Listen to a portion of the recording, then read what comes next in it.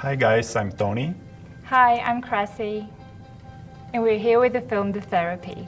Today we're talking about the therapy, fears, love, and inspiration. In our creative process, creating the therapy.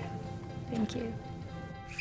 Rollyn Stafford, I'm the filmmaker behind Backseat Driver, and what the hell we talk about? We talked about the old college days in Santa Fe, and all that I've done since then is making shorts, making features. So hope you like it. It's a program for filmmakers by filmmakers. It's the Breaking Indie Podcast. Hey guys, welcome back to another episode of Breaking Indie. I'm here with Krassi. Did I say this right? Yes, you did. I'm really bad with names, guys. Krassi and Tony. Yes. And you guys are here with a film called The Therapy Yes. that you guys produced together. Yes, we did. Yeah. Awesome, cool. So I would like to know a little bit about this film, like how it came about, because Krassi, you act and wrote this film. Yes. Is this a short film? Feature No, it's a film? feature. Okay, It's a cool. feature. Let's get Yeah. into it. I'd love to learn about it. Great. Well, I wrote it. I had the idea for a few years before I actually got to writing the script. The idea came about, the film explores the topics of, when we are creatively blocked, when we want to create something, but we have maybe fear of criticism or some sort of different types of fears that don't allow us to be creative, maybe like perfectionism and things like that. Do you identify with these feelings often as a creative? I've had that a lot, yeah. So I think like a lot of it came from personal experience as well. So because I went through a period of like that in my life, eventually I just kind of thought, and had a lot of conversations with other people and realized a lot of us as creatives can go through that, through that path thinking we're on our own, but essentially we're not. So that's how the idea about it came about. So I wrote it and then we produced it together. It's our first production we've done the shorts before, but this is our first feature film. The first feature. That's great. That's great. And I was just going to say, for such a collaborative, creative form, at times it can feel very isolated. Yeah. So I'm glad that we were able to address some of those issues and talk about them. We're going to talk about them a little bit more. But this is not your first collaboration as producers together. You've done shorts. We've done some shorts. Great, Yes. great. And did you guys, so you're from Bulgaria. Yeah. I caught that off camera. I didn't just guess that. So you guys are from Bulgaria. You now are both in LA. Did you do that move together? Did you know each other before? What's your relationship personally here, if you don't mind me asking? Well, we are married. Yeah. We are a actually couple married. in real life, Yeah. so. Yeah, but the funny thing is we met on the set of a short film. Yeah, it was my first script that I wrote. It was a short film. It was, I think, like 4 or 5 years ago now. And it was the first thing I did, not just as an actress. Like before that, I was only working as an actress, and this is the first thing I produced and wrote. And that's when we met. It was very accidental. Was it in Bulgaria that you Yes, Yeah, yes, okay. it was there. And then, we kind of fell in love and then decided to embark on that journey, the creative journey together. So we came to LA together, yes. That's really great. I've interviewed a few people who it's like they're a couple, but also a creative couple, and it's really nice to see people who are living both of those lives as partnerships, and that's really awesome. Yeah. Yeah. Cool. It definitely works for us a lot because he's a lot more the production side of things, and I'm more the creative side of things. So when we kind of it's a perfect fit. Complement each other well. That's Yeah. great. So from the producer's standpoint, talk to me a little bit. This is you guys' first feature. What is it like to step up that extra level from doing shorts to, okay, now we are doing a feature, obviously, or maybe not obviously, but more locations, more days on the schedule, more elements to manage. What was that like for both of you? It's hard. I mean, you imagine things will be much easier when you go from a short to a feature, and then you learn really a lot of things in the process. So it was very, very good learning experience for us. What were some of those challenges? Well, a lot of challenges. We had some issues with people that could have been sick from COVID when we shot. We had a lot of location changes, last-minute changes. We had issues with schedules with the actors, so some couldn't come when they were supposed to. So we need to rearrange the program. And there are also some location changes in the last minute, things like that always happen, and yeah. I think also in the pre-production, and that's something that's also, like we talk about it in the film, in a way, to find support and to get people to believe in your idea and to believe in you, because we've had, we had some experience with short films, but we didn't have any feature films to show. So when we were looking for a team to work with us, it was difficult to get people to come and join us because there was nothing that we could show to say, oh yes, we can do that. We just had a script, we had the idea, we had a lot of things, but I feel like it was a challenge for us to find people to, we were looking for an executive producer in Bulgaria to help us with everything. And it was a really great challenge to find somebody, even with a paid position, because they just didn't know us. So I don't know if that's Bulgaria specific or, if people have these issues elsewhere as well. But I think one of the challenges really was for us to believe that we can finish this film and for to get people to also believe in us and the fact that we're willing to push it through all the way to the end. And here we are. It's Yes. planned. You guys did it. We did. You proved yourselves. Yeah. But no, I think that is a big thing, right? It was assembling a team, finding the support from the people who you need, the crew, the cast, from all elements, really. And I don't know, from my standpoint, when I lived in LA, it was people would be quick to say oh, you want to do a project? I'm there. And then it's okay, cool, yeah, Saturday, 9 a.m. And they're yeah, okay. And then, Saturday comes around and they're oh, God, dude, no, it's Saturday. I don't want 9 a.m. I don't want to drive across town. And it's kind of flaky. So it's, it can be hard even finding people who are enthusiastic who follow through. Yeah. So yes, I don't think that's specific to any one filmmaker. I think we can all relate to that. Yeah, but I think you find your people, I think that's good, when people say no to you, because then that kind of leads you to the correct direction to find the people that actually would work with you and that, are the right people for the project. Oh yeah, I absolutely agree. Yeah. Did you guys meet some people in this that you're going to keep around? Yeah, a lot of people. Yeah, we had some no's, but we believe that they were all for the better. I mean. Yeah, it kind of turned out every time we had a no from somebody. I mean, you kind of take it to heart in the beginning, but then we found people that worked great with us, and we're so happy with what they did. We were oh, good that this happened, so we can actually meet those people that we actually worked with. So sometimes those creative roadblocks can be a blessing. Yes. Yeah. Oh, it's like a roadmap. It's not all That's how we see isolation and it. sadness in the Yeah. creative process. That's great. So what is it like then adapting what you've written into the performance side? How was that for you? That was very interesting because as I wrote it, I kind of thought it was going to be a lot easier for me to act, because I thought I know everything about the character. But once I started working on the character, a lot of things came up that I didn't plan, in the writing.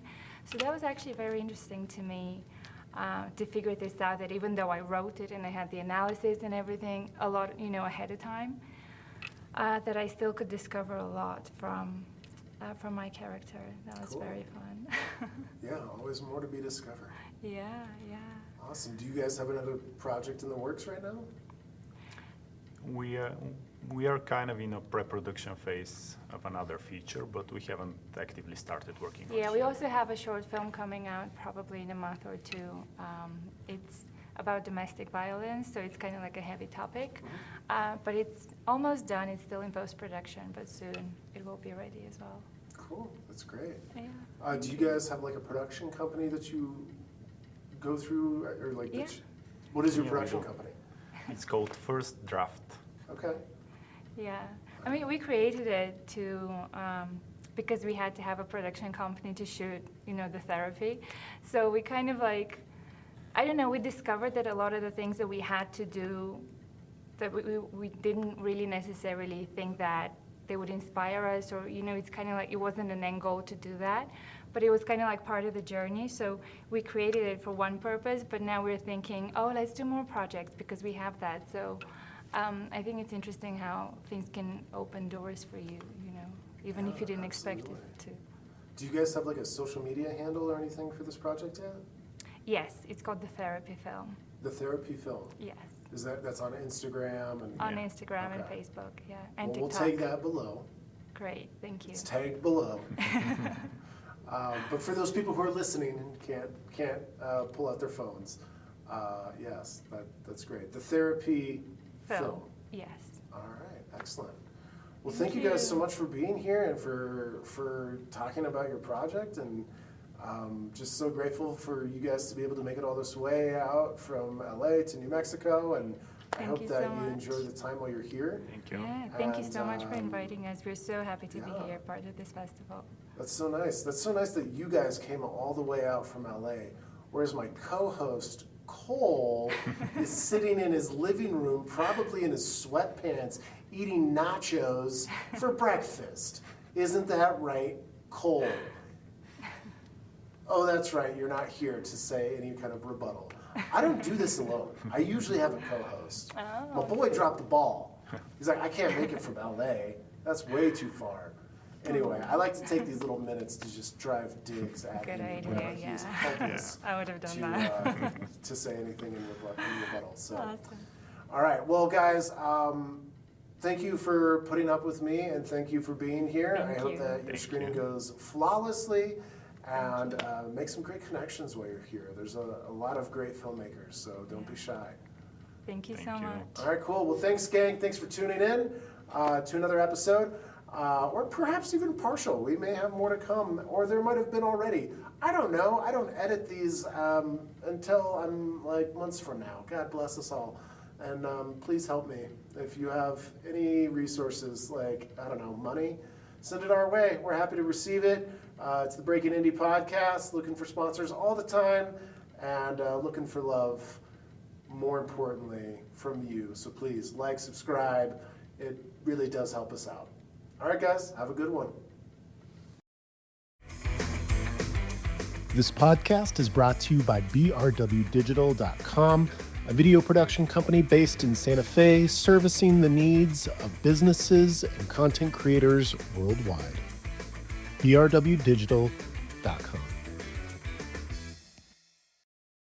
Hey guys, welcome back. With us now is Rollyn Stafford. He's the director of the film Backseat Driver, which is premiere, is it not, here at the Santa Fe Film Festival. Yeah. Also, former College of Santa Fe alumni. Here we are back in our old stomping Crazy. grounds. Oh my God. It's pretty wild, right? I've not been back here in 16 years. Yeah. It's insane. And what's even more crazy is that I'm staying with my old college roommate right now. Oh, really? He just bought a house in Santa Fe with his wife like 10 days ago. And Oh, that is so just funny. wicked crazy fate. Yeah, and it's just like, here we are, full circle. You've got your feature film. Yeah. Like, how cool is that, man? Congratulations. Thank you. That's great. No, it's very cool. This is the first world premiere of this film. I've been rejected about 6 times so far from other film festivals, so it feels good to have a win. And I had no idea that it was going to be in on the former college campus though. So I was Yeah. like, no way. I recognized the address, 1600 St. Saint. Mike's, I was yeah. like, no way. Even Yeah, after, yeah. I mean, what a pleasant surprise too, being just like walking into this room and I was like, the music videos I've shot here, the projects that I've Yeah. done here, like, it feels so good to be, like 15 plus years later coming back in and getting to do this. So thanks for being here, man. Absolutely. Do you still, you don't live in New Mexico anymore, or where are you these days? No, I live in Portland, Oregon. Oh, cool. Yeah. All right. Is that where you guys made your film? Portland, Oregon, and Klamath Falls, Oregon, so that northwest area. Yeah, that's where my dad is from. No way. I was born in Klamath Falls. I love that town, man. It's so nice. It's also very film friendly. Yeah. They just asked you can shoot anywhere as long as you ask and be nice. They didn't charge me a thing. That's cool. Yeah. Yeah, I feel like one of the common threads that I've noticed today, at least, is like most of the filmmakers were able to find ways to get their locations for free. Yes. Which is a huge thing because one, very expensive, but also the location dictates so much of your film and the script and what you can do and the tone. How did locations play into what you guys made?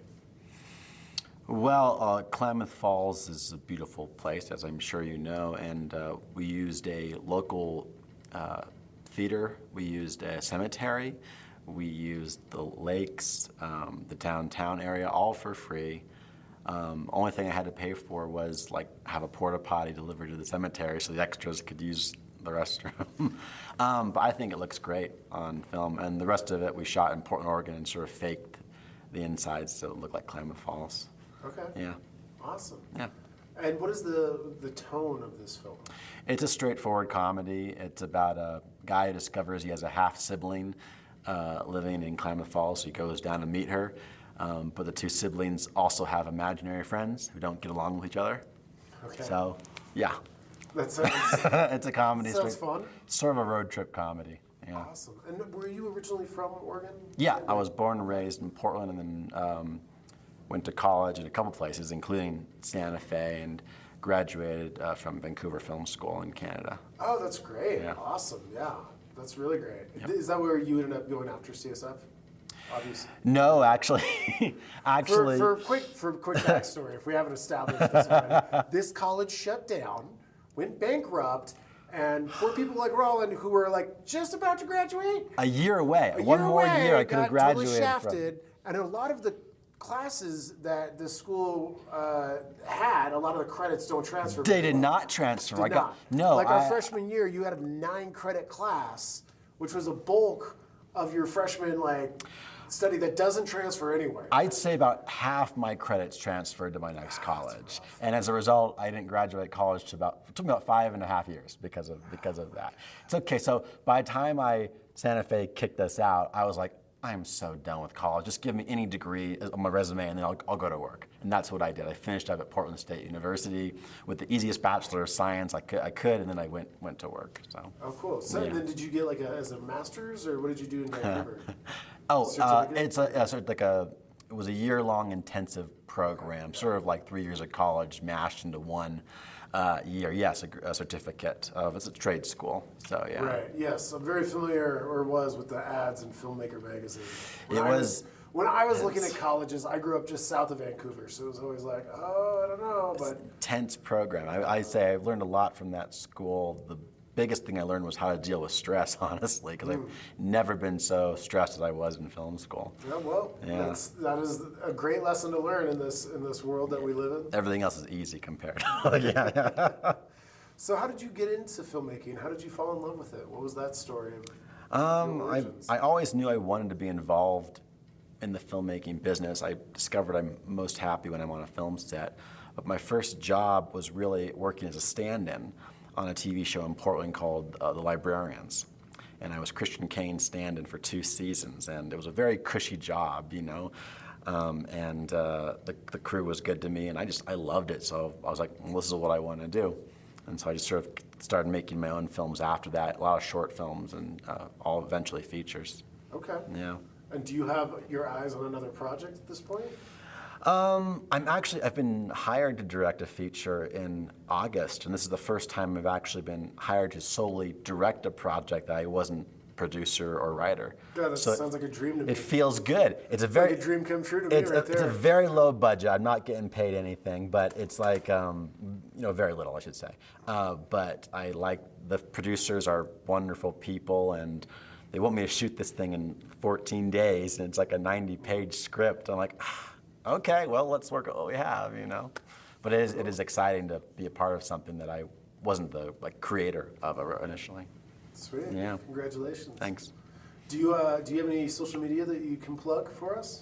I got my website, rollynstafford.com. You can see a bunch of my short films there. One of my feature films, One Dead Dog, is on Amazon Prime or Tubi or Freevee. Is this another comedy? Dark comedy about serial killers. It's really good. There are no dead dogs in it, just to clarify. It's about two serial killer brothers who discover they have a squatter in their house who also happens to be a serial killer, and they all just sort of bond over the body count. Delightful Pacific Northwest serial killer. Yes, all shot up near Bend, Oregon. Okay, So yeah, all right. so definitely Could you watch. spell your website for us? Rollyn Stafford. Just my full and last. That'll probably be linked below if I'm good at putting all of this content together. But fantastic, man. Thanks. Well, welcome back to Santa Fe. I hope that you get to get some nostalgia fixes in and go get some good chili and see some old family friends, college friends. Yeah, Different man. kind of family. Different family, yeah. Sweet. Thanks, man. All right, well, pleasure having you. Cool. All right, stay tuned. We've got other things, maybe, or just more podcast stuff coming your way. BreakItIndie.com. I don't know if it exists, but hey, you found us, so don't leave us. I have attachment disorders. Doesn't exist. It's a program for filmmakers by filmmakers. It's the Breaking Indie Podcast.